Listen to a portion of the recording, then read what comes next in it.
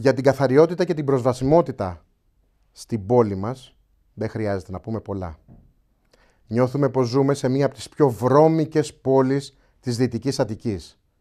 Σε συνάρτηση με την κοντινή απόσταση με το Χιτά Φυλής, πρέπει να δράσουμε άμεσα. Υπάρχουν μέρες που η κατάσταση γίνεται ανυπόφορη. Θα εφαρμόσουμε ολοκληρωμένο σχέδιο πλήσεων των κάδων και θα δημιουργήσουμε σημεία που θα τοποθετήσουμε βυθιζόμενους κάδους με αισθητήρες πλήρωσης.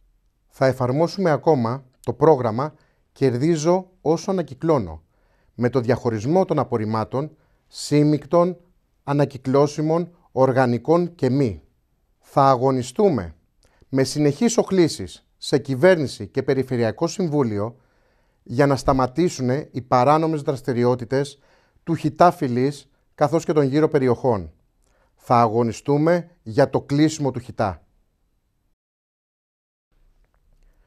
Το κτίριο του πρώην Ίκα τείνει να μην έχει καμία ανθρώπινη οντότητα μέσα.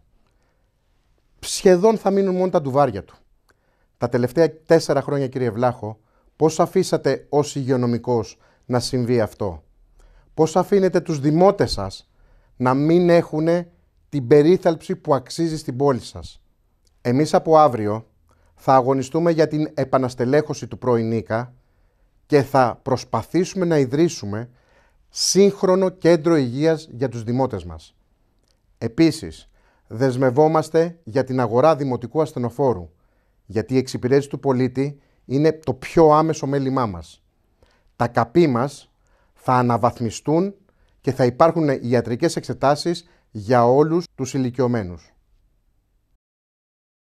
Αγαπητή συνδημότισσα, αγαπητέ συνδημότη, στις 8 Οκτώβρη σε καλώ να στηρίξεις το όραμα και το πρόγραμμα για μια νέα αρχή για την πόλη. Μια νέα αρχή για σένα, μια νέα αρχή για τους γονείς σου, μια νέα αρχή για τα παιδιά μας.